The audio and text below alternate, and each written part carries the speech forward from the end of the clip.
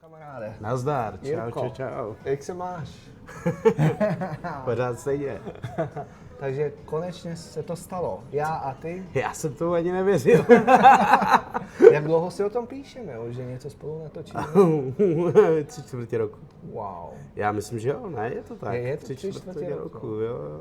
Tak pojďme nejdřív na to, jak jsme se vůbec seznámili. Myslíš, že o tenhle příběh někdo stojí? Jasně, že jo, Jirko. Ale pokud si dobře pamatuju, tak Okay. jsi byl u Ondry Přibáně. OK. A já jsem si říkal, wow, konečně nějaký člověk, který do toho dává emoce a ještě něco ví o hodinkách. Napíšu mu.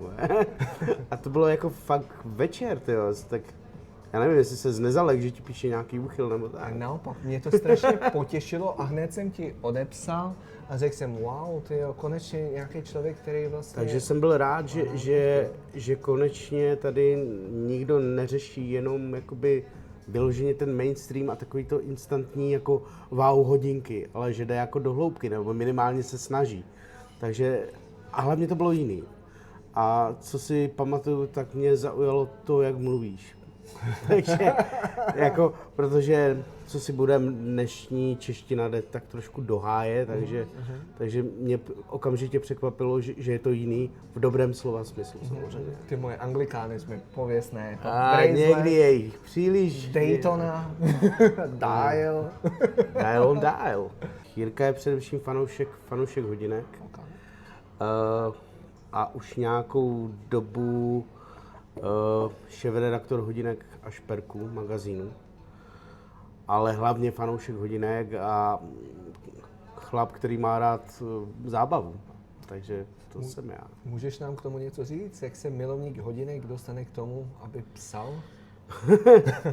To je dobrá otázka a popravdě ani teďka, když nad tím jako uvažuji, tak tomu, když nad tím uvažuji, tak nemůžu přijít jako, jak se to vlastně stalo. Ale v zásadě je to tak, že já jsem dělal v rádiu a v televizi, pak se něco stalo, pak byl covid a říkám si, co budu dělat dál, protože tam to teda skončilo. No a celý život vlastně pracuji nějakým způsobem s texty a mám rád hodinky. A protože moje manželka už se mnou jako nějak nemohla vydržet, že jenom pořád mluvím o hodinkách, tak jsem prostě někde napsal, chvilku jsem teda psal provočit, to už asi jako lidi ví. No a pak jsem začal psát pro hodinky a šperky, až jednu dobrou duši Sabrinu Karsovou napadlo se toho střepat a hodit to všechno na mě a od té doby to dělám, no. Takže tak, ale netvrdím, že to dělám úplně jako nejlíp, snažím se prostě dát do toho srdce, protože ty budeš číst jenom to, co tě jako zajímá, no. Takže se to snažím nějak zprostředkovat. Skvěle. Takže tohle je vlastně tvůj main job, hodinky a šperky. Co jsem chtěl říct, ty vlastně poukazuješ, jste vlastně dvě hodinky a šperky a pak je očit. Znáš ještě nějaký český časopis o hodinkách? Jsou tady? Nevím. Jsou jen dva. Vy vycházíte tedy 4krát do roka? Ano, je to tak. A Watch It vychází vlastně dvakrát do Já roka. jsem vlastně psal pro Watch It, to tenkrát vycházel, myslím, že taky 4krát, ale právě z důvodu, myslím si, i covidu, to prostě skrouhli na 2krát do roka s tím, že toho obsahuje vlastně jednou tolik, takže čtenáři, myslím, o nic jako nepřijdou, ale 2krát do roka, jako co si budem, té práce není jakoby moc a tam to potom nějak jako utichlo a já jsem ani nevěděl, že tohle to budu jako dělat, jo. Spíše to bylo, řekněme, jako kouzlo nechtěného, no. Protože já vlastně celé to vzniklo tak, že se mě Sabrina zeptala, jestli jak bych to nechtěl zkusit. No a jak už jsem někde řekl, tak já jsem věděl, že když řeknu, že to zkusím, takže to budu dělat, že jo.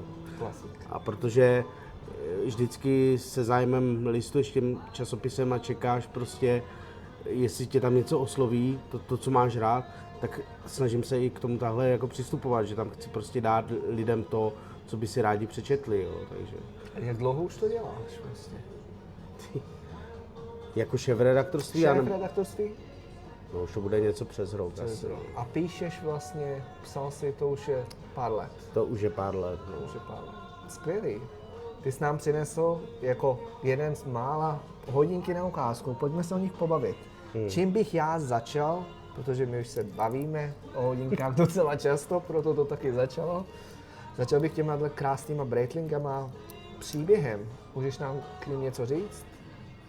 V prvé řadě bych rád řekl, že hodinky pro mě vždycky byly imaginární koníček, protože není to levný koníček. Takže mně přijde i trošku jako hloupý tomu nadávat koníček, prostě není to levná sranda. A já jsem měl rád, nebo mám rád letectví, Travolta, to bylo něco úžasného, ta éra v tom Breitlingu. A prostě můj kamarád na Slovensku vlastně je letecký inženýr a on právě nosil Breitlingy. Já říkám, kéž bych ty Breitlingy jednou tak měl. A nakonec se stalo to, že prostě tady ty Breitlingy mám vlastně přes něj. Myslel jsem si, že to budou poslední hodinky, ale jak víme, jako nikdy to nejsou poslední hodinky, vždycky to začíná jenom těma prvníma. A tyhle ty teda byly první. A protože to mám velmi silně spojeno právě s tím kamarádem, tak vlastně tyhle jako opravdu mám rád, moc rád. Je to takový old school, protože já mám rád old school, ať už v hudbě nebo v hodinkách, prostě musí to mít nějakou duši, jako to moderno, ne vždycky se jakoby povede, když se povede, tak je jako fajn, ale spíše tíhnu k nějakým, ne že vintage kouskům, ale něco, co zachytí ducha té doby. To znamená, že může to být nějaká moderní reinterpretace, ale musí být hezky udělaná. A tohle ve mně evokuje vedle starých Navitimerů, tak tohle je pro mě old school Breitling, prostě tak, jak kdysi byl. Jo, kdybych tady měl Colty, tak samozřejmě řeknu, že Colt byl prostě taky old school prima model. A další. Ale tak tohle s tím mám jako spojený. No. Tohle je za mě právě old school Breitling, který jsem měl strašně rád, když tam byl Travolta a pak po něm nastoupil Beckham. Bože, to jsem měl rád. Já mám z této doby hrozně rád Transocean Unitime. Jo. Do prčic pořád si držejí cenu, jsou to fakt dobrý hoďky. Víš co, oni všichni říkají, že Breitling samozřejmě měl spoustu modelů a že už se v tom nikdo nevyznal, což je bez pochyby je to pravda, ale ne všechno bylo špatný. Jako, ne všechno bylo špatný. Já si bohužel říkám, že ta doba je dneska tak sešměrovaná, že mě chybí prostě pin-up girls a velký, ani ne jako průměry, ale to je přesně ono, prostě když jsi mladý, tak si vylepíš plakáty a třeba toho Travolty a řekneš si, pane bože, to je týpek, chci být jako on. A to už dneska jako v těch hodinkách není, protože to je tak sešněrovaná ta doba, že dneska se hledí na to, aby si někoho neurazil, aby všechno bylo košer, ale ono není jako špatný vystoupit z té komfortní zóny a mít jako s prominutím ty koule prostě, jo, dáme to tam, jako. A co se mi ještě nelíbí možná na dnešním Breitlingu a vlastně lidech obecně, jsou fejkoví ambasadoři, protože tenkrát Beck a Travolta, já jsem jim věřil Breitling a já jsem jim věřil, že to mají rád, ale třeba teďka Austin Butler, za mě dobrý herec, ale nevěřím mu moc to ambasadorství. Hele, je to super týpek, je to týpek na motorce, jako tam to je, ale není to opravdový. Máš pravdu. Není to opravdový, protože Travolta řídil letadlo. Právě. Nebo pilotoval, jo, ať neříkáme řídil, neurazíme piloty. Jo, takže pilotoval letadlo prostě a mu to věřil, protože on byl ten typický prostě guy, který prostě to zapadlo do sebe. Ale dneska to není, no. Dneska je to takový prostě zvláštní, nechci říct pozérství, ale o to víc cením prostě třeba Norcane, o kterým se určitě taky pobavíme. Že mají ty ambasadory vybraný tak, že to není prvoplánové, že opravdu jako věříš. Třeba Stan Wawrinka hraje s hodinkama, což je teďka velký fenomén, který se zpátky jako, nebo znovu je to objevení, když pomineme Richard Mille, který s tím tak nějak začal, tak myslím, že Jessica Pegula má The Bethune dokonce, což je úplně jako insane, že prostě někdo hraje s The Bethune. Ale proč ne, ona si to může Oni dovolit. tam mají ty shock absorber, který fakt jako dokážou. OK, ale pořád je to debetu. To debetuje. Gerald Charles, prostě fenomén tenisových hodinek, který jsme zmínili v posledním čísle loňského roku, tak je jako na vzestupu a tam to těm lidem věříš, protože prostě Wawrinka se spolu podílel na tom modelu a tak dále, takže mělo by to být s něčím spojený. Já bych si třeba u Breitlingu představil Toma Cruise. To je takový novodobý pro mě John Travolta, protože to, co on dokáže, a není to o tom, že hrál v Top Gunu a teďka Maverick, Top Gun Maverick. Ale je to člověk, s kterým si spojím tu značku. Přesně tak. To je o tom. Dal by jim tu odvahu, víš? A dal by jim to takový to stáří toho kvalitního herce stříbrného plátna. Přesně. Vlastně, když jsme mluvili o Wawrinkovi, tak ukážeme si, co máš na ruce. Norkej. Co nám k tomu řekneš? Já jsem takový Norkej boy, no. Hele, tohle je limitovaná edice Standerman, 85 kusů na světě a pokud se teda jako můžu pochlubit, tak pokud je mi dobře známo, tak jsem jediný v Česku, kdo je má.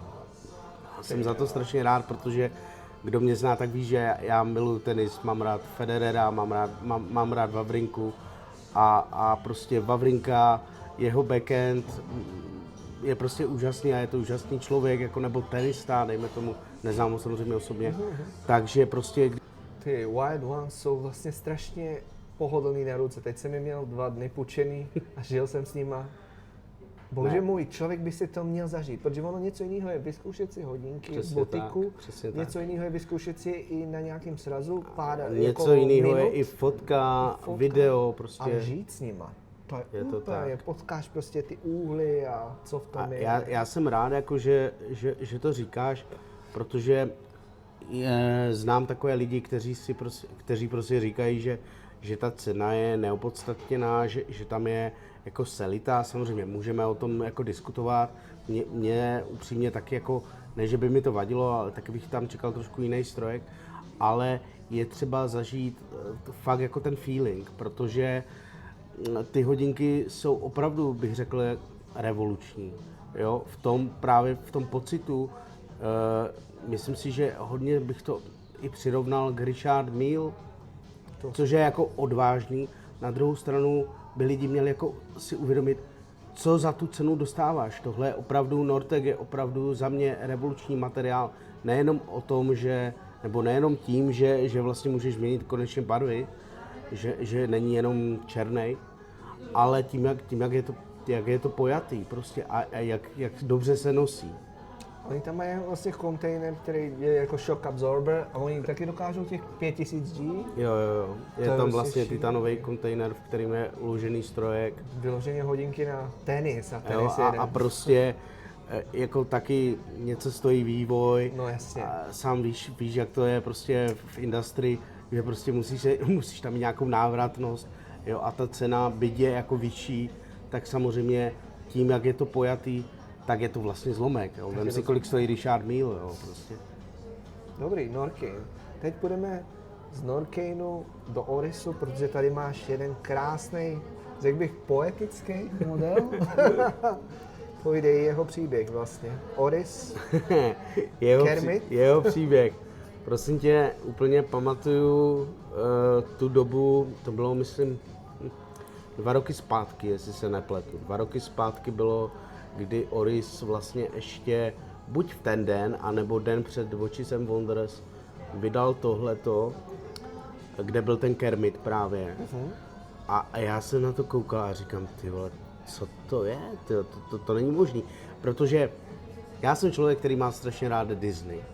Vůbec, jak jsou kreativní, každý si o tom může myslet svoje, prostě já jsem na Disneyovkách vyrostl a vlastně dost mě to pomohlo jako nějakým způsobem zvládnout moje dětství. A všichni řeší samozřejmě Mickey Mouse, ať už je to Gerald Genta, Citizen ho má a tak dále. A mně přišlo strašně cool, konečně tam není Mickey ani Kačer Donald, byť to jsou samozřejmě velký ikony, ale je tam Kermit. A ke vší smůle, jako k naší smůle, tady moc mapeti asi nejedou u nás v Česku, takže málo kdo to zná. Ona se to jmenovalo tady tenkrát Sesam Street, Sezamová ulice, nebo jak se to jmenovalo? Sesam Street vlastně přišlo po Muppet Show. Sesam Street je Elmo a tak dále a tak dále. Ale byl to je, tam i to je vlastně Kermit. Jasně, protože tam byl ten Easter egg, že ono naštívil Sezamovou ulici. Byl tam i Cookie Monster. Jo, myslím si, že... Keksík v češtině. Jo. Myslím, že takhle nějak to je. Vlastně Sesam Street je pro menší děti, vzdělávací, a Muppet Show se tak trošku jako více odvázala.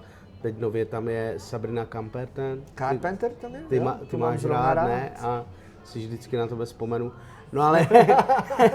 Ona tam pak je? To se nevím. Je. Začnu koukat zase. Dobře uděláš. Ale příběh. Prostě moje dcera Elenka to viděla a říká, je žabka, žíbžo, protože hraje na banjo, že jo, Kermit. A říkám, to jsou tak krásné hodinky, tak prostě to musím jako koupit. Samozřejmě, že vždycky si člověk najde nějakou záminku, že jo, tak svedeme to na děti.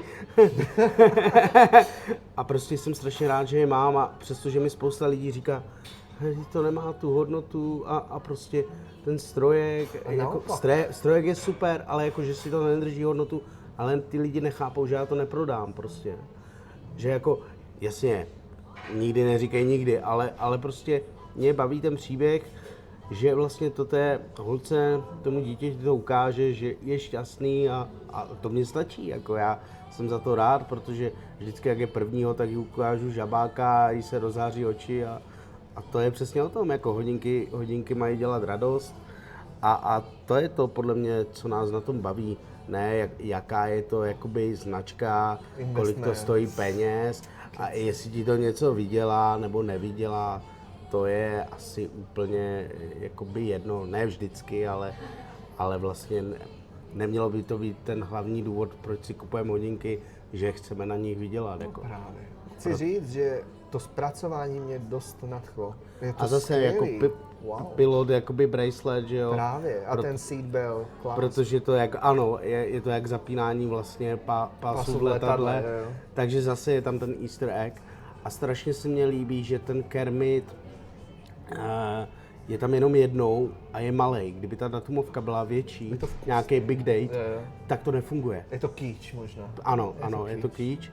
A hlavně ještě ta struktura na sluníčku, on vlastně není hladký, ten číselník, což teďka jako... A on má texturu, jako zemkou, pískovanou? Ano, takový frosted dial by se tomu dalo říct. Takže to je moc pěkný a na sluníčku je to paráda, no. Krásný hoďky a dělej radost tobě, dceři, rodině. Jdeme dál. Co pak tu máme dál? Longines? Co nám řekneš k ním? Tohle je vlastně ten větší model, sorry. Co to je za diametr? To jsou 40? Já si myslím, že to je 39 nebo 40, já nejsem úplně jistý. Jsou vlastně ty Spirit. No a zase jako, hele, první hodinky, jasně Breitling rovná se letectví, druhý hodinky mají prostě, ano, ten pás, že jo, vždycky je tam odkaz. A tohle Spirity, já se přiznám, já jsem chtěl něco, co se bude podobat IVCčku Marku. Okay. Když je hodíš na kožený řemínek, který mám taky k tomu, tak vlastně oni tak jako vypadají, ale to nebylo to primární. Mně se naopak líbí ty hvězdičky, jako všichni na to nadávají a teď my jsme je dali pryč a lidi jim za to tleskají. A mně se ty hvězdičky líbí, jako prostě, víš co, mám úplně víš kde, jako, a musí se ti to líbit a jako... Tohle, ta nová jakoby look toho Longinu, to dílenský zpracování, víš, starý Longin, jsme v hoďkách už dlouho, 10-15 let dozadu, to nebylo tak dobře zpracované.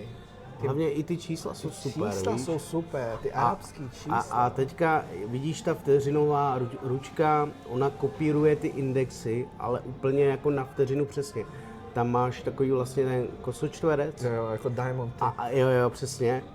A on ti kopíruje, ta ručka ti to kopíruje, což je super, to je parádní point, jako když si to pustí někdo, když si to natočíš a pustíš si to zpomaleně, tak jako... Já jsem viděl makro. Už jenom to je jako krásný, že ti to jede, že to je fakt smooth. Jako Na rovinu, dobrý. za mě bych bral víc než ty Tudor Black Bay normální. Ne ty divery, ty normální. Přijde mi, že jsou za lepší cenu a že jsou líp dílensky zpracovaný. Ale zase jsou lidi mezi náma, kteří si řeknou to. Ale mě chápeš, mně se líbila i ta krabice, protože to je fakt nějaká, pokud se nepletu, nějaká Prestige Edition.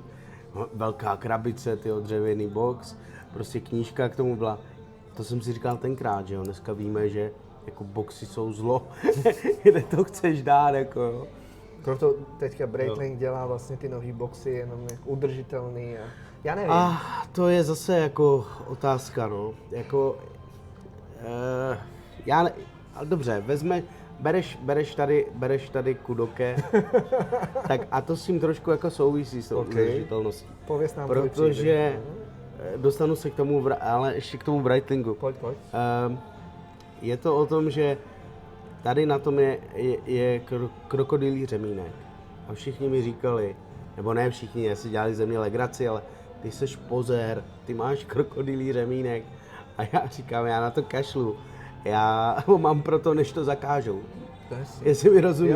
Jo, protože upřímně, ty si jako nemusí se mnou lidi souhlasit, ale vlastně ty si kupuješ jako čistý svědomí nebo dobrý svědomí, protože si myslím, že když už dáš ty peníze, tak chceš, aby to byla kůže. Nechceš náhražku. Je ti úplně jedno, jestli tam jsou, jestli je to upletený z rybářských sítí nebo ne. Prostě ty chceš obrovský box, kožený, prostě jestliže hodinky stojí 250 000, příklad, tak prostě tam nechceš žádný náhražky. Eco-friendly. Jo, jakože OK, jako fajn, ať si to komunikuje. O to horší mi to přijde, že vlastně ty si tu koženou krabičku nebo to pouzdro od Breitlingu můžeš koupit, ale za příplatek, což je úplná jako blbost. Ty tam prostě necháš tolik peněz a zase, tam 2 kila. Jo, dostáváme se k Breitlingům. Já ještě tu koženou pouzdro mám, že jo.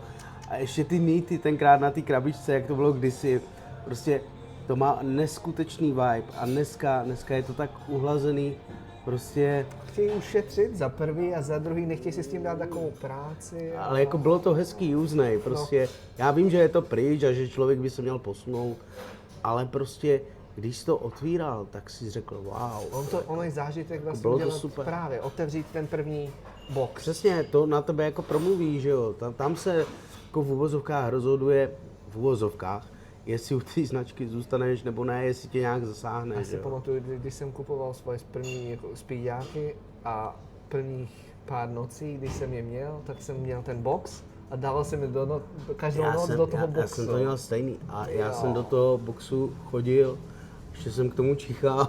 Bože, to bylo prostě... Bál jsem se je dal na postel nebo na noční stolek. Normálně jsem se bál, víš, jakože... Pod kapesníček nebo pod to, jo. A teďka je dávám je do koupelny na pračku. No tak víš jak, jako první škrábanec ti zabolí a pak si řekneš, no tak už to kašlu, jo. Můj legendární příběh je, jak jsem dával věci do pračky a myslel jsem, že se mi rozbil. Já jsem tady na Kudoke jsem taky už dělal nějaký škrábanec a Eve mi tenkrát řekla, nic, co by nešlo rozleštit. No a s nima to je taky jako krásný příběh. Já jsem je viděl, každý, kdo mě zná, tak ví, že mám rád nezávislou hodinařinu, ale o tom se určitě ještě pobavíme. No. A já jsem Štefana Kudokeho, stejně jako Antoana Preciusa, jsem viděl poprvé v galerii Knup, pomož mi, nevím, Knup. A oni tam, byl tam Štefan samozřejmě i s Eve a měl tam mimo jiné, Eve mi řekla, ukážu vám Panda Dial. Tak jsem čekal nějaký chrona a to byla prostě schovaná panda v bambusu, skeletovaný strojek, prostě. Mě to připomnělo takový to jako přivřeš oči a zjeví se ti obraz. To je mimochodem tak milá žena. Je, strašný. Já chci, právě to jsem někde taky říkal, že za každým úspěchem hodináře stojí jeho manželka, potažmo rodina, protože ona je opravdu sluníčko. To je přesně sluníčko. A Štefan je skvělej, ale myslím si, že když jako někoho nezná, tak se drží trošku zpátky a Eve je taková, co rozbíjí ty ledy. A právě jakože taky jsem se na ty hodinky díval, tenkrát jsem se vyloženě třásl, aby mi nespadly. A samozřejmě, že jsem nevěděl, jestli je jako někdy budeme mít nebo ne, ale co chci říct, co je krásný na Independent oproti jako korporátu nebo prostě zavedeným značkám, že seš tam jako napřímo s tím člověkem. To je to hezký, že vlastně se dostaneš přímo k němu a vlastně vy si vybudujete nějaký vztah, bez kterého by to nešlo, protože na ty hodinky samozřejmě čekáš, takže tak. Kolik jich udělají vlastně za rok, víš, číslo? Ale pokud se nepletu, možná, že teď je to jinak, ale bylo to nějakých 200. Wow. 200 za rok. Oni vlastně vyhráli GPHG. Vyhráli dvakrát GPHG a já jsem byl tak dojatý, že jsem jim hned psal a bylo to hezký.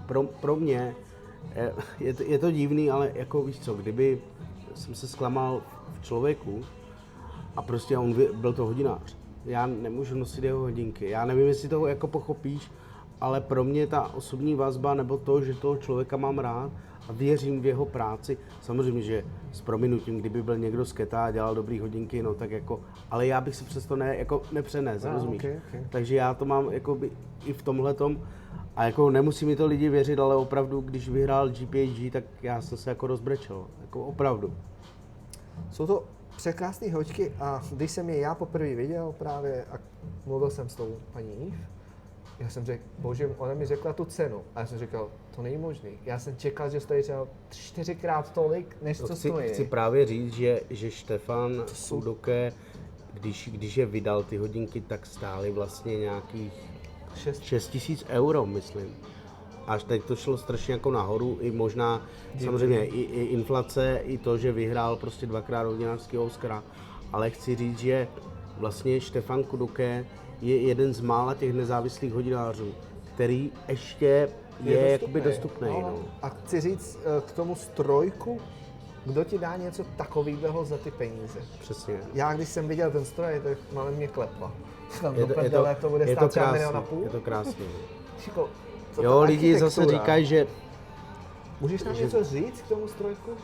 No právě, to chci teďka říct, že lidi jako říkají, že protože on má napsaný jako Germany na číselníku, pokud se nepletu, není tam Made in Germany a někteří jsou prostě strašně na to hákliví, že prostě tady to není jakoby in-house ve smyslu, jako že by to dělal vyloženě jenom Štefan, ale on to, pokud se nepletu, tak to vlastně dělal s Richardem Habringem a vlastně je to spolupráce, takže jako je to spolupráce 2 hodinářů. A lidi jako říkají, že za ty peníze, že proč tam je jako Habring, že jo? A já za prvý a za druhý říkám, pane bože, když se to s prominutím posere, tak vám to pořád bude mít kdo opravit, jako to je super, jako lidi pořád řeší jako in-house a versus ETA, ne in-house a já nevím co. Lidi, mějte rádi hodinky a buďte rádi, že když se vám s nima něco stane, a bude tam ETA, tak jste vlastně vyhráli. Jako. To chci říct si na těch Norcanech, že lidi mají vlastně, já to řeknu, keci, že tam je selita. Co je špatného do prčic na selitě? Já si myslím, že jediný, co je špatný na selitě, je vlastně rezerva nátahu, což už dneska konec konců bude vlastně Power Plus, myslím, že se to jmenuje. A tam by měla být 60hodinová rezerva chodu a vlastně bude to mít pořád 4 herce, takže už i tenhle ten problém je vyřešený. Ale to je právě to tím, že ty strojky se dávají do tolika značek. Nemyslím teďka jako Selitu nebo Etu, myslím to jako obecně. I to Kenisy konec konců. Tak jediný, kdo na tom jako, kdo je vítěz, je zákazník. Protože ten strojek je otestovaný. Jako vemte si, nebo určitě víš, že když vyvíjíš jako in-house, tak prostě ty mouchy, ne že za rok, ne že za 2, ale mouchy odstraňuješ třeba 10-15 let. A někde ani to pak nevyříš. A někdo už ztratí mezi tím nervy, jako jo. Jako všichni milujeme a pijeme ódy na B01 od Breitlingu. Myslím si, že B01 dodnes není úplně odladěný stroj. Tím nechci říct, že je špatný. Je super, ale má to svoje mouchy. Samý na El Primeru, teď jsem viděl někdy rozhovor s Romanem Marietta a on říkal, že prostě pořád dělají na tom El Primeru nějaký úpravy, pořád Tak to není tak, všechno se jako vyvíjí, že jo, je strašně, je velký rozdíl mít něco v hlavě a hodit to na papír. To jsou dvě rozličné věci, prostě protože jakmile to hodíš na papír, tak uvidíš kopu problémů, které bys jako měl odstranit a když je odstraníš, tak dobře, ale jako stává se občas, že řešení přijde až po letech. Až po. A jako vlastně poslední kus, co s nám tu přivedl, je kus našeho oblíbeného hodináře, protože Jirka je vlastně ten člověk, který umožnil náš rozhovor s legendou Antonem Preciuzou. Co nám řekneš k tomuhle písu? Jaký k němu máš vztah? To bude... Jak ti dělá radost? Co nám k tomu chce říct? To bude, co nám jako, můžeš říct? To bude hodně asi emotivní, ne. Opakuju se, ale mám rád nezávislou hodinařinu. Prostě miluju to z toho prostého důvodu, že vlastně ti lidé jsou sami za sebe a že prostě, když to pokazí, slušně řečeno, tak většinou je konec nebo je těžký se potom vrátit. A Antoine Antoine Preciuso je bez pochyby legenda, která prostě prošla ať už Pátek Filip, Antiquorum, což je aukční síň a je to prostě legenda, ale nic z toho by mě jako až tak neoslovilo jako to, jak příjemný člověk to je. To tě chytne za srdce, že on byť má velmi komplikované kousky, tak prostě o nich dokáže mluvit tak, že tě to prostě dojme, protože řekněme si to na rovinu, od určité cenové hladiny ty už to neprodáš přes specifikace, přes to, jak ty hodinky vypadají. Ty musíš prostě nabídnout nějaký příběh, buď jak ty dané hodinky vznikly, co je zatím a tak dále. Protože specifikace, dneska každá třetí, každá druhá značka má jako super specifikace, jo? A jako přesto to opravdu neprodáš, takže mě prostě, já mám rád ty lidi, mám rád lidi v tom industrii, protože ty hodinky, to už je hotový produkt, ale vždycky mě zajímá, kdo za tím stojí. A jak už jsem řekl předtím, když já jako vnitřně s ním nějak souzním, nebo je mi blízký, tak vlastně vyhrál, protože možná si ty jeho hodinky někdy koupím. A tady tyhle ty hodinky, to bychom možná mohli taky říct, že spousta lidí se buď zapíše na hodinky nebo něco, ale nikdy si je nekoupí, protože ví, že jako na ně mít nebude. Minulý rok byl Antoine Preciuso v Praze, jak si řekl, měli jsme s ním rozhovor, přivezl tam jedny z nejdražších hodinek, názory se různily, to asi tak jako probírat úplně nebudem, ale chci říct, že já jsem tyhle hodinky jsou jediný hodinky, které jsou dostupné od něho. Právě. Tohle je jeho vstupní bod. Přesně tak. A jako já, kdybych v uvozovkách na ně neměl, tak mu to ani neříkám, rozumíš mi? Takže jako když já se jdu zapsat na Rolex příklad, tak počítám s tím, že prostě mi jednou zavolají, každý s tím počítá. Ne každému zavolají. Ne každému zavolají. Tak počítám s tím, že mi zavolají a já prostě ty peníze dám, ale jsou mezi náma tací, kteří prostě mají radost jenom z toho, že se zapíšou, ale ví, že si je nekoupí. Znám takové lidi, ty možná taky. Jo? Takže prostě já jsem si říkal, fajn, chci mít něco od Antoana Preciusa a tohle je jediný kousek, který prostě od něho můžu mít. Já jsem strašně rád, že ho mám. Řekni mi o něm něco vlastně. Jak se jmenuje model, jaký má specifikace? Ale je to Siena, teď to říkal už v tvém videu. Je to Siena, jsou to vlastně první hodinky, což taky má pro mě neskutečnou váhu. Jsou to vlastně první hodinky, které vyrobil. Pochází to z běžných hodin, kde byla právě jedna ručka a proto ta ručka je tak pěkně udělaná, protože je inspirovaná těma hodinama. A i to je hezký, protože 3ručku chronograf, ale jednoručky prostě jednoručky, které mají Smysl? nějaký příběh, protože samozřejmě Meister Singer a podobný jako můžeš mít, ale tohleto první hodiny a chtěl udělat jako s jednou ručkou. Ne jako, že udělám jednu ručku, protože prostě je jedna ručka teďka trend třeba příklad.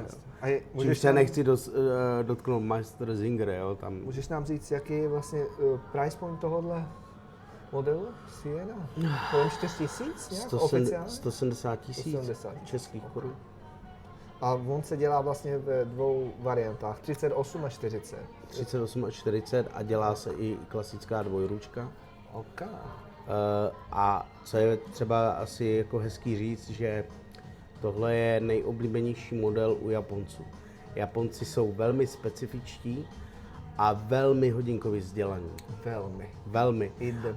Independent právě, že my tady mám pocit, že naše bublina, komunita Independent třeba zrovna objevuje, ale jakoby v Japonsku to je prostě, tam to jede.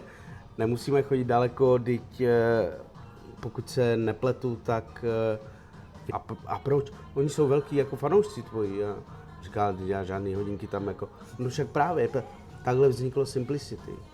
Právě, ne, jako, to chceme říct, právě. že oni byli hot tenkrát v Japonsku, ale co je svět si řekl, no nějaký normální hodinky.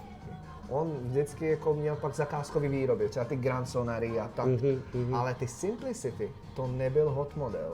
To až pár prostě vystřelilo. Z Hublotu se přesuneme na Rolex. já nevím, kdybys to viděl, tak se mě neptáš, že jo? Nebo asi víš, co ti jako odpovím. Zajímá nás tvůj názor. Hele, nic jako waiting list podle mě neexistuje.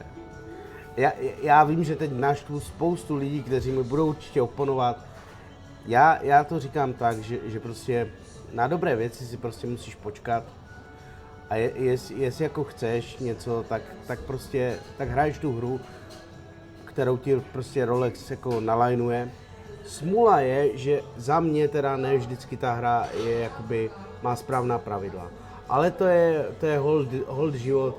Každý chce Rolexky, každý chce Patek Philippe Nautilus. A někdo má větší štěstí a někdo menší. A když budeš mít štěstí, tak se dočkáš. Ale myslím si, že waiting listy nejsou. Je to spíš o štěstí, o tom prostě, jestli opravdu kápneš na dobrýho prodejce ve smyslu, že vlastně on pozná, že ty hodinky máš opravdu rád a že je třeba nechceš jenom právě kvůli té značky, což se vlastně u Rolex stává docela často. A jak říkám, není to určitě chyba Rolex, je to prostě tou dobou. Každý chce Rolexky, když vezmeme, kolik Rolex vyrobí hodinek za rok a kolik lidí je chce, tak je jasný, že si počkáš. Hele, já jsem si taky počkal, taky jsem se dočkal. Ty jsi taky čekal, taky ses dočkal, takže evidentně to tak strašný nebude. Smutný je, že každý chce Daytony, každý chce Saby. A já si myslím, že prostě hodinky nejsou, já nemám rád jako slovo investice. A jako když už tam jdeš prostě s tím, že jako ty hodinky nedej bože otočíš, nebo prostě, že na nich nějak jako zbohatneš, tak když je to dobrý prodejce, tak to pozná. Pak se třeba čeká dlouho, kdo ví, jako jo. Já, kdybych to věděl, tak ti to poradím mimo kameru a všichni máme vysněné písy, jo. takže já si myslím, že je důležitý na Kudoke taky čekáš. No právě. Být přirozený, protože slýcháváme, já to řeknu furt, sleduju lidi z ciziny, mám kamarády z ciziny, kteří přijdou poprvé do Rolexu a dostanou prostě GMTčka. Dostanou Daytony. Proč? Může být. Protože jsou to slušní lidi, vědějí, že je neprodají, vědějí, že je udržej, vědějí, že to mají, protože o tom snili. Pozor, já si jako myslím, že když jsou hodinky tvoje, tak je můžeš prodat. Bavíme se o tom, že je dostaneš v jeden den a za měsíc, za půl roku je prodáš. To by se jako dít nemělo, jo. Ale myslím si, že pokud člověk drží rok to nikoho nezajímá. Jsou to tvoje peníze a ty peníze tam necháš a je to tvoje, takže jako, no, to se může stát. Ale všechno je o lidech, prostě můžeš narazit na člověka, a teď nemyslím jako chráň Bůh, nemyslím nikoho konkrétně, ale můžeš narazit na člověka, který je blbec a prostě máš špatnou zkušenost a už tam nikdy nejdeš a řekneš si, hodinářství XY je takový makový, tak běž do ZŽ, prostě tam jsou skvělí. A u ZŽ ti zase řeknou, ne, tam jsou úplně na hovno. Je to o osobní zkušenosti, o tom, jak se chováš a je to o štěstí, samozřejmě je to o štěstí. Tak jestli si vybereš model ve stylu, který chce každý, protože je cenově, v uvozovkách cenově dostupný, no tak jasně, že asi nebudeš jako jediný, jo. Ale já jsem třeba chtěl Erkingy podle mě nejsou tak hot model. Prostě dočkal jsem se. Jako s prominutím hotový z toho, že ti zavolají a že ty jim to prostě musíš okamžitě zvednout a prostě protože je to Rolex a prostě musíš to zaplatit asi nejlépe, tyjo, prostě kdyby to šlo hned vzduchem a oni to měli, ale nemusíš prostě, lidi chodí do práce, Rolex může zavolat, když se ti to prostě nehodí, stačí být slušný prostě, tak jak se to mimochodem stalo mně, že jsem šel do schodu, netypické pro mě, ale prostě ano, viděl jsem tam ten Rolex, říkám, já to zvednu a říkám, já nemůžu, zavolám vám za 15-20 minut a prostě... Prodali je někomu jinému. Hele, to se říká, ale to je podle mě úplná krávina. Ne. Prostě, víš co, ty lidi prodávají jenom hodinky, ty neprodávají jako náhradní ledviny a prostě chodíš do práce? Jaká je pravděpodobnost, že ti zavolám, když budu v práci, nebo Rolex? Stane se to, tak řekneš, nemůžu, zavolám za chvilku, děkuju za pochopení. Hlavně bych chtěl říct, když je slušný někdo, tak... že prostě ty prodejci jsou pořád jenom prodejci a dělat takové věci, jako že si předcházíte prodejce, dáte mu prostě nějaký lístky do divadla nebo mu nesete kytky a svačky. Úplná blbost, to je nepřirozený, prostě musíte oslovit jako člověk. Ale já nesouhlasím ani s tím, že tam prostě chodíš jako na kafíčko a připomeneš se. Typický příklad, já jsem z Ostravy. Jak často myslíš, že jezdím do Prahy? No právě. Aby jsi počkal na Rolex. Přesně tak. A já chci ty Daytony. Hele, zavolám jim, řeknu, já jsem z Ostravy, můžeme si naplánovat nějakou schůzku, a nebo jim to řeknu po telefonu, věnuju ten čas, oni věnují ten čas mě, je to oboustranné, prostě a 15 minut jim vysvětlím, že prostě jako nemůžu tam být zítra, protože prostě jsem 300 km daleko, jako jestli je někdo normální, tak to pochopí. Není to o kafíčkách, ba naopak si myslím, že kafíčka jsou jako pozerský, prostě přijdeš do butiku a prostě dáš si tam kafíčko, jo. Možná ještě odradíš. Jo, přesně, jsou lidi, kteří chodí jenom na kafíčka, v životě tam nenechali žádný peníze, jako jo. To je druhý pohled, jo. Takže prostě kafíčko je fajn, ale já nevím, jak to máš ty, jako ano, když jsme hodinky neměli, tak jsme se, nebo i teď se chodíme dívat jako na ty hodinky, ale prostě mě není trapně zajít si na kafe do Koskomu, protože prostě já jsem tam nějaký peníze nechal, jsou to dobří kamarádi a oni ví, že já tam nechodím jenom na kafe, že vždycky je nějaká potenciální šance, když teda nešetřím na vozejk, nebo nemám hypotéku. Nebo nejdeš do schodu. A nebo nejdu do schodu, že tam prostě třeba někdy něco nechám, jo. Jo, u Rolexu mi to taky není jako trapný, tak prostě jsem tam nechal nějaký peníze, jako to, že si tam zajdu na kafe, to je v pohodě, ale abych tam chodil jenom na kafe, dobrý den, služebníček, hele, to mě nezajímá. A myslím, že i jim to leze na nervy, jo. Právě. Základ je slušnost, prostě slušnost. A jestli ty jsi slušnej a prodejce to nepochopí, to je jeho problém. Pořád můžeš zajet do Vídně. Právě, no jenže teď se změnily pravidla. Rolex ti prodají jenom v té zemi, kde seš. Kromě duty free shopu, což se podařilo kamarádovi. Je to zvláštní. Když budeš chtít, tak si Rolexky obstaráš. Prostě jako jestli někomu jde o ten prodejní zážitek, že prostě dostaneš sklenku Moetu nebo Prosecca, jako chápu, že jako první experience je to asi pro někoho důležitý, ale mně o to nikdy nešlo. Na rovinu chci říct, že já jsem třeba dlouho snil o hoďkách a když jsem měl poprvé ten experience, tak to vůbec nebylo dobrý. Nebylo to, jak jsem si to vysnil. Vlastně o ten Jo, experience přesně. vůbec nejde. Jde Vůbec. to o ty hoďky. Ale můj kamarád mi vyzvednul Rolexky v butiku, protože já jsem nemohl. A smutný je, že prostě mu nedali tu skleničku, protože to nebyly jeho hodinky. Nepřijde ti to divný, jako. Je to smutné. Tak jako mohli mu dát to. Nejde o tu skleničku, jde o ten princip No, přesně. je to zvláštní, že člověk si něco vysní. Jako to není a tvoje je to sklenička, úplně ta sklenička patří Markovi a Jirka Marek prostě je teďka v Ostravě, jeho smůla. Přišel o skleničku mojetu. šílený úplně. Ale tady právě poukazujeme na to, že jsou to jenom lidi, kteří prostě třeba nejsou tak proškolení. Víš, a já jsem jako, to bylo legrační, já jsem říkal, hele, díky, že mi to vyzvedneš. A oni se o tebe postarají, dají ti tam skleničku.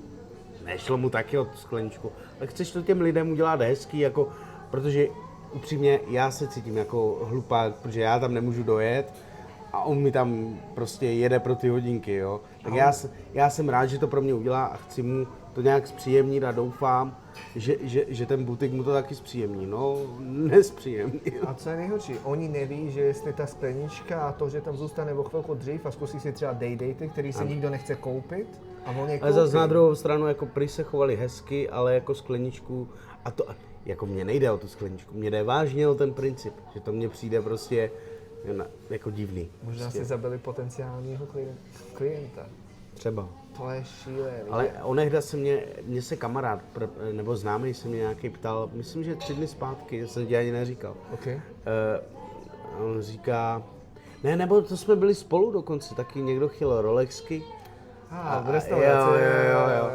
A že jako Co má udělat? ten experience a to, a já se jako omlouvám, to není vůbec mířený proti Retailu butikům českým, a jasně. tak, to tak není. A říkám, hele, Máme vás rádi. můžeš mít, pokud chceš prostě nějak budovat kolekci, tak jako OK, vyčekej si ten kus, budeš tam zapsaný, dává to smysl, zapsaný ve smyslu, že budeš jejich zákazník. Ale Co jsem mu poradil? No? pokud chceš jedny Rolexky, tak jako ano, kup si to přes Chrono nebo jakkoliv jinak, jo, ať tady jako nepropagujeme Chrono. No a co já jsem řekl, no a tu flašku si můžeš otevřít doma, jako. Já jsem mu řekl, že v Česku už máme dost sekundárních prodejců, který mu to prodají. A když on nechtěl nějaký hot piece, který je nad retailem, tak ještě ušetří. A možná Jo, ale ta říkám, a tu flašku si můžeš otevřít doma. A možná ta sekundární jakoby experience bude lepší než v tom butiku. Jako, protože upřímně, jako já jsem přijel do Rolexu a jako v čem to bylo jako výjimečný. Jako předali mi hodinky, jo, pobavili jsme se o hodinkách, já jsem měl shodou okolností tenkrát Kermity na sobě, tak jsme se jako zasmáli tomu, že Kermit, blablabla, jako dají ti prostě, teď vypadám jak alkoholik, ale dají ti teda tu sklenku toho šampaňského, ty uděláš jako a jdeš jako s hodinkama samozřejmě. Ale jako to není jako, že by někdo vypouštěl balónky a jako prostě lidi, jsou to jenom hodinky. Když budete slušní a nebudete prostě mít nějaký černý úmysly, tak se určitě dočkáte všech hodinek, na které si jako pomyslíte. Vyjma Pateku. Ne, ale vlastně my prosíme lidi, aby nám prodali něco, na co my šetříme a až sníme o tom, což bude vlastně moje další otázka. Hodinky, snění a to být šťastný s tím, co máš. Přesně. Protože hele, to je to důležité. Drtivá většina z nás, když prostě když do toho jako spadneme, tak máme prostě těch hodinek samozřejmě víc, ale pořád mažeme 2 ruce. Jo? A říct si takový, že jako každý den ponosím něco jiného nebo 2 dny, to je blbost. Většina lidí má prostě jedny svoje hodinky, které nosí jako denodenně, jako daily watch, a pak prostě, když jdeš na nějakou akci, tak víš, že prostě, jo, a to je taky často zaměňovaný za pozerství, že se říká, jako hodinky bys měl nosit. S tím já naprosto souhlasím, ale prostě, protože Kudoke jako nebyly zrovna nejlevnější hodinky a jako No já nechci nosit jako daily watch, protože mám strach, jako, jo, takže vezmu si je na dobrou příležitost a jinak nosím prostě Norkeiny, už z toho důvodu, že si říkám, OK, ten case je jako odolný. Mějte pár hodinek prostě. Buďte šťastní Za s to, tím, co máte, protože 90% to nemá. Protože to, já řeknu zase ještě jednou svůj příběh. Já jsem chodil prostě přes 10 let do botiku a zkoušel jsem to. A zkoušel jsem hodinky.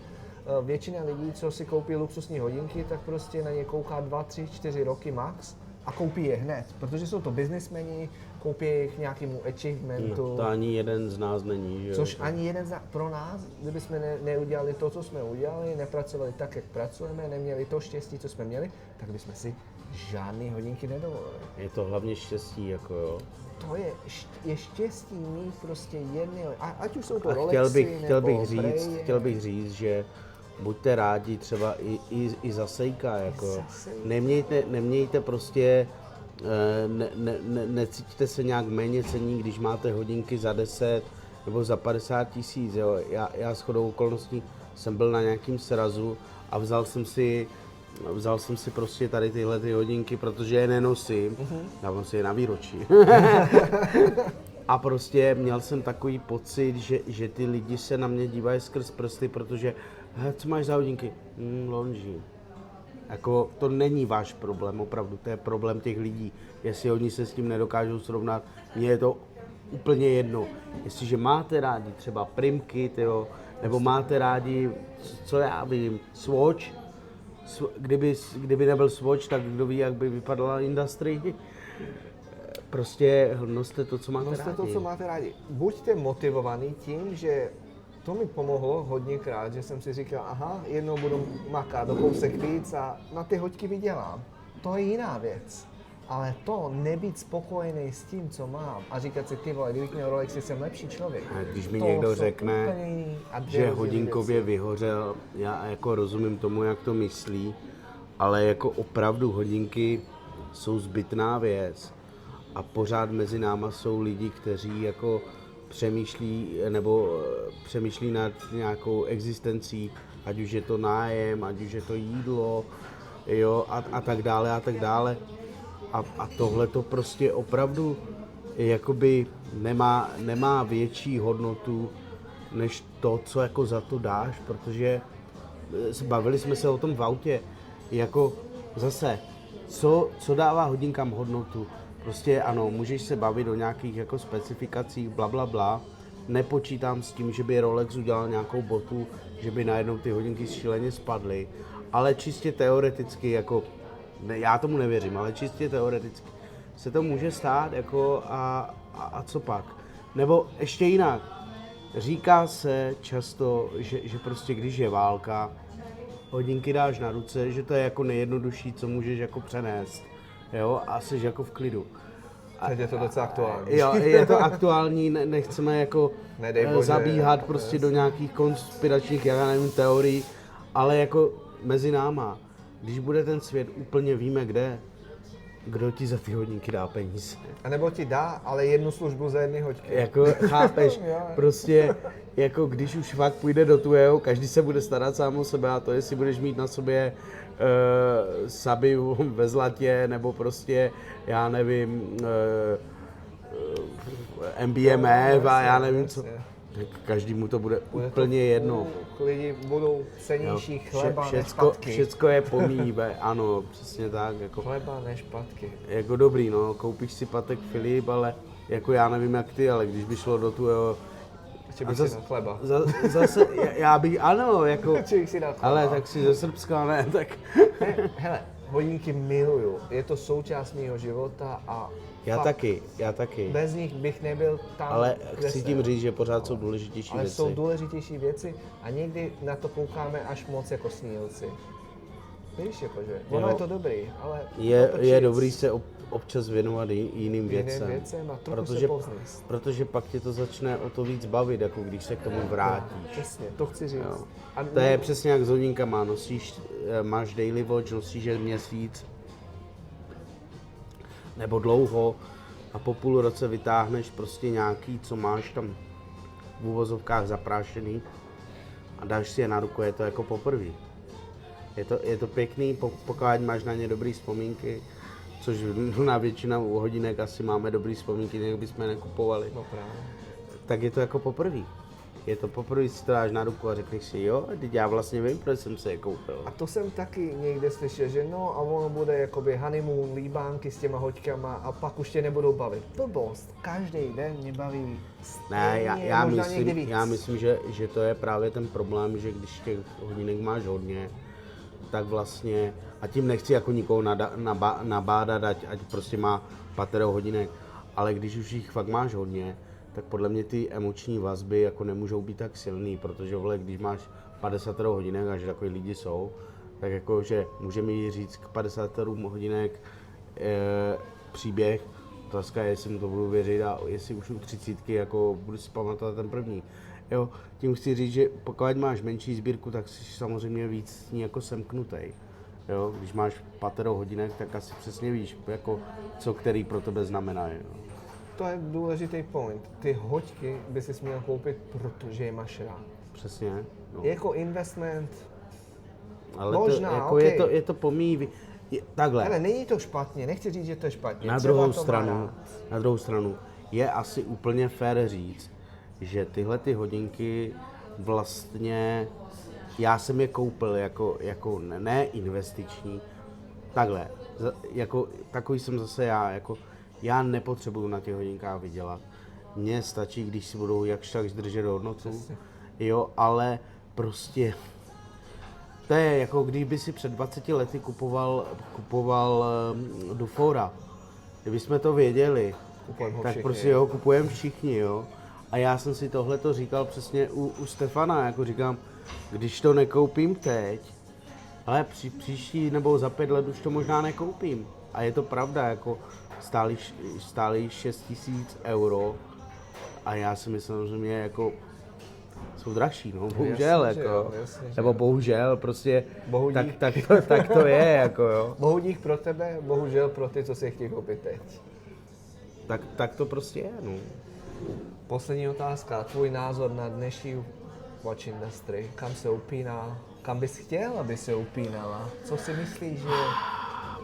Já bych chtěl, aby, to je jako zbožný přání asi, já bych chtěl, aby lidi v hodinkovém světě, a nemyslím jako industry, ale tak obecně, aby nebyli tak povrchní, že mně přijde, ne takhle, hodinková komunita je super, ale myslím si, že každý má teďka nějaký to perpetuum mobile ve smyslu, že budu dělat videa o hodinkách, jasně, ty jsi jako jeden z posledních u nás, kdo začal, ale ať už mi to lidi věří nebo ne, tak já vím, že ty o tom něco víš, ale je tady spousta lidí, kteří ještě jako nevysílají a říkají mi to, ať si náhodou někdo jako neřekne, že mluvím o tom nebo o tom, to vůbec neberu to jako celek, že prostě chtějí o těch hodinkách mudrovat a moc o nich neví. Já bych si přál, aby si spíš ty hodinky užívali a těch videí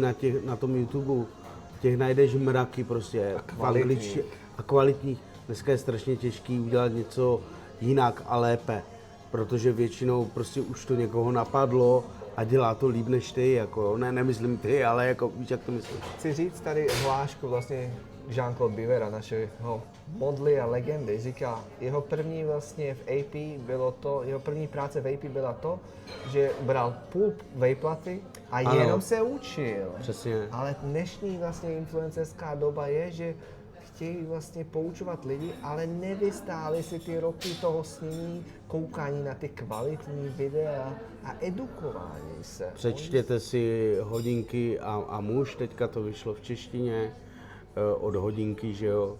Jako užívejte si ty příběhy, užívejte si tu radost a jako... A neberte to tak vážně. A neberte to tak Neberte vážně. to tak vážně. Teďka budou Watchism Wonders, za chvíli všichni budou šílet. Prostě, hele, v klidu, chceme si to hlavně užít, prostě jako my novináři z toho šílíme, protože my vám ty příběhy chceme zprostředkovat, ale vy si to máte užít, jako jo. Právě. Já přijedu domů a budu mít hlavu jako štěstí, ale Těším ale se. prostě, jo, díky, ale ale prostě jo, je to o tom si to užít, prostě neřešit, jestli v IVC Marcích je Baumessier nebo teda Baumatic. A mít jako hate keci. Jo, a není tam manufakturní strojek, jestli prostě jestli Kenisy je manufakturní nebo není, nebo prostě ale neřešte to, stejně vás neosloví ten strojek, ale první tě osloví ten design, jako prostě já nevím, ty se na Ferrari díváš skrz specifikace, jako ne, že bychom Ferrari, když jsi malý kluk, to jsem ti říkal. Ferrari měli, jo, ale prostě pokud si ti ten design nelíbí, tak to může být střela jaká chce, jo, prostě jo. To je jako na ty IWC Engineering. Bože, když se mi tak líbí a lidi, ale je tam základní Baumatic a nějaký prostě Ale kedy. tak tam je to trošku jiný, tam ta cena je trošku jako nastřelená, ještě když prostě řeknou ti, že to jako vyvíjeli jako houby mezi náma, jo, vytáhli to z šuflíku, použili Geralda Gentu prostě, protože to je magnet na všechno, jo, nemyslím to zlé proti Geraldovi, vůbec ne. Mně se fakt líbí. Jo, a mě taky, jo, já vím, že ta cena prostě je jako mimo, ale v kontextu toho, kde žijem prostě a že vždycky se najde někdo, kdo si ty hodinky koupí a pro koho to bude pakatel. Já na rovinu nevím, jaká je tam míra jakoby handmade, ruční výroby na ten bracelet, jestli to fakt všechno jako CNC, víš, nevíš? Tohle fakt nevím. Ale nevím, nechci ani fabulovat. Ale přijde mi, že to je jako dost dobře odvedený, že to je opravdu ten vlastně vedoucí toho, ne CEO, ale ten co-CEO, takový ten vysoký, plešatý, vždycky zapomenu jeho jméno. Říkal, že tu ergonomii fakt dlouho ladili, jak když jsem je měl na ruce. Proporčně. Jo, typický, to je jako Solar Graph od Tag Heueru minulý rok. Strašně to rezonovalo, rezonuje to doteď. Musím říct, že ať to nevypadá, že jsem chytrej a že jsem jedl nějakou chytrou kaši. Já jsem měl tak jako názor na ně takový, že prostě dát 50 000 za solární hodinky, co když bude pršet, že bude zataženo. Ale je to vlastně o tom, že Tag Heuer nikdy neudělá levné hodinky, proč by to dělal. Tag Heuer není Moonswatch, jako není tam ten easter egg, takže proč by to dělali.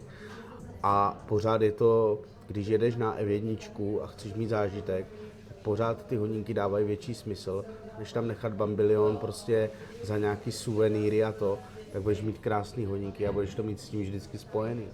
Jo, takže jako ta cena je prostě vždycky relativní, jako pro někoho 50 000 hodně, pro druhého prostě málo nebo dostupný.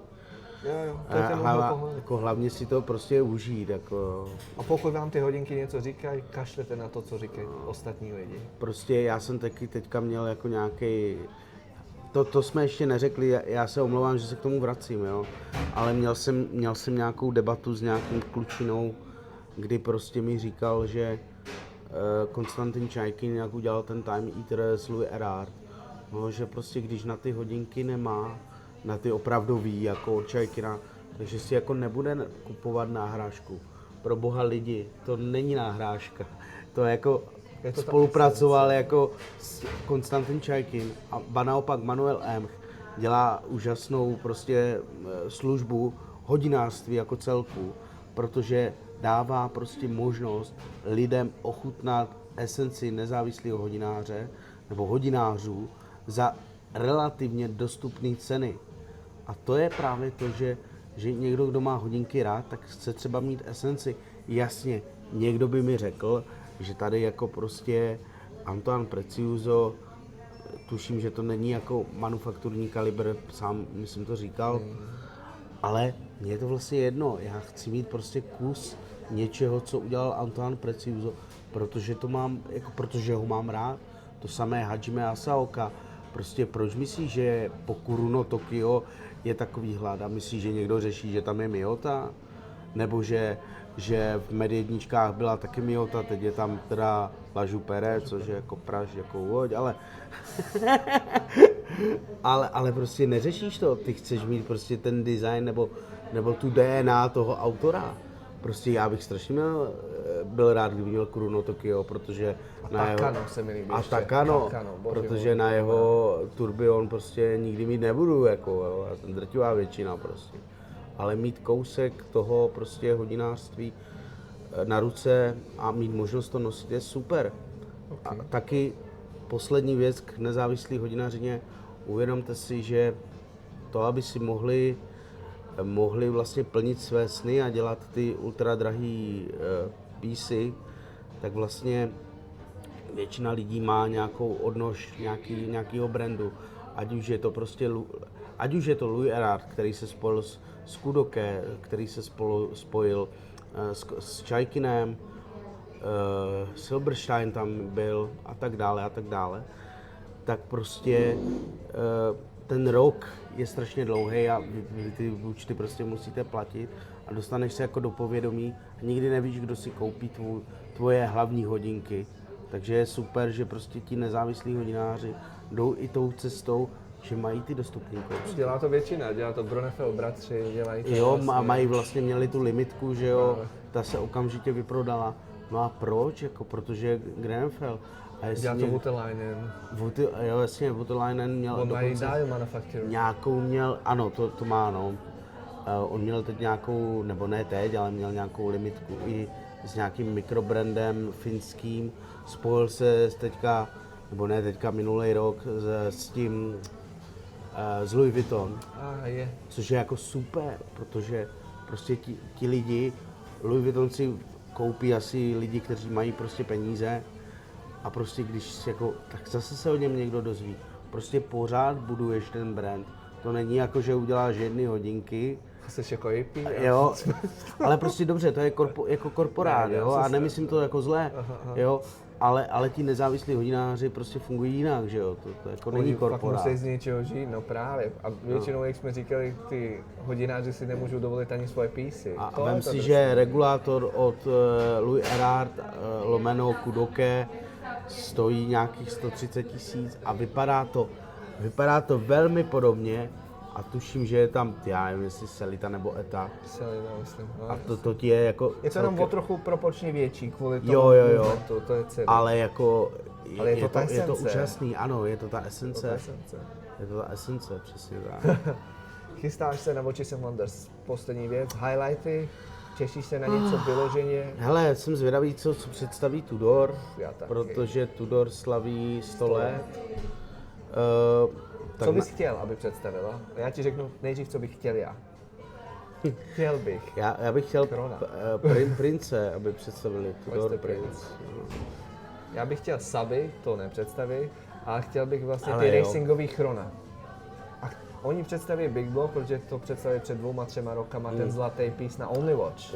Tam už mají kaliber, ale proporčně jsou úplně mimo, protože to budou nějaký 42, ne ani jedničky, jako jsou dneska ty Black Bay Chrono, budou 42 a bude to ošklivý proporčně, ale udělají to a Saby nepředstaví, protože mají Black Bay a chtějí na tom stavět.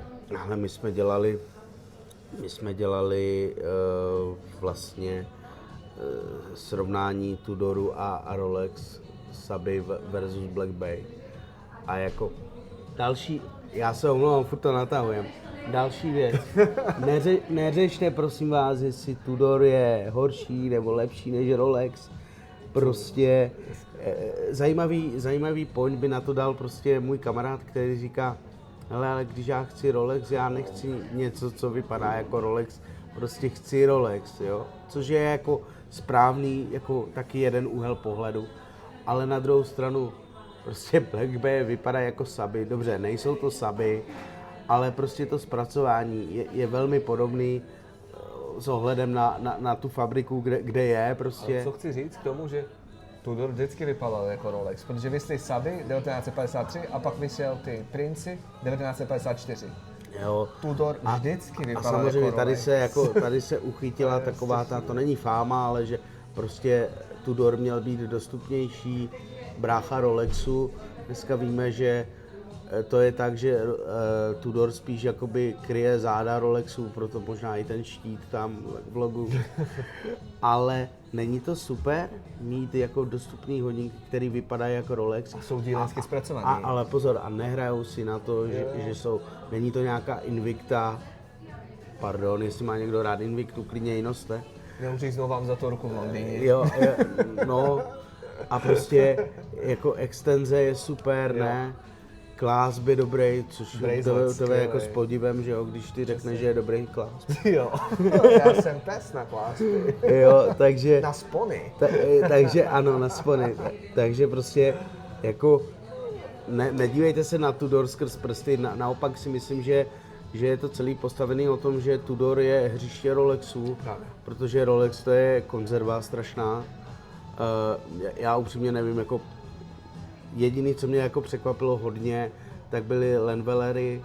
To je, a zase jsem narazil na lidi, kteří prostě tam měli názory, hej, to představili prostě, už jako když to není nic nový, to vypadá jak Oyster Quartz. No a není to super, že to jako otočí a prostě řeknou, my nezapomínáme na svoji historii. No přesně. To je jako s těma Le Mans Daytonama. Přesně, jako, jo, můžeš se na to dívat, tak jako oni už nemají do čeho stáhnout. Ale ty značky, jenom to chce trošku pootočit, ty značky ti říkají, a my víme, z čeho jsme vzešli. A my víme, že lidi to mají rádi. A my na to nezapomínáme. Jo, takže to mě jako překvapilo, ale jinak Tudor je hřiště Rolexu. A vzpomín si 2 roky zpátky prostě, jaký Tudor jel bomby. A já jsem říkal, jako pokud neuvidíte kouky u Rolexu, tak je uvidíte u Tudoru. Co se stalo, že jo? Ty hodinky jsou perfektní, tam už funguje snad i ta datomovka. Jo, on je to nový movement. Jo. Zmenšený, zlepšený. Takže co chci super. Říct na ně, Steel Reef, jedna firma, vlastně není to spolupráce, ale doporučím to, že vlastně koupíš ty Black Bay GMT58 a vyměníš a máš tam asi 6 nebo 8 lunet. Takže máš jedny hodinky a vlastně 8 hodinek. Máš jakýkoliv barevný kombinace. Jo, myslím, že nějaký podobný koncept dělala Certina, ale se to nějak neuchytilo. Člověk, to jsem chtěl kdysi koupit. Fakt mi to, Lenka mi to myslím chtěla koupit. Já pamatuješ ten... Jo, ten box, jak to byl takový boxík a skládal si z toho hodinky, no, než já bych něco složil. To neujalo. Neujalo. Protože už to nedělají. Protože už to nedělají a ani tomu nebylo jako velký promo. Přitom mně to jako přijde fajn, ale všechno, já jsem skeptický, všechno je únava materiálu, no já si jako, když to budeš 50krát nacpakovat, jako, jo, proto lidi kupují ty různé hodinky, že máš na každý příležitost jiný, že? Jirko, děkuji za ukázání kolekce, ale hlavně za příjemný kamarádský pokec. Doufám, že to nebude vypadat blbě. Užij si Watches and Wonders a uvidíme se třeba v dalším videu. Jasný, Čau. čus.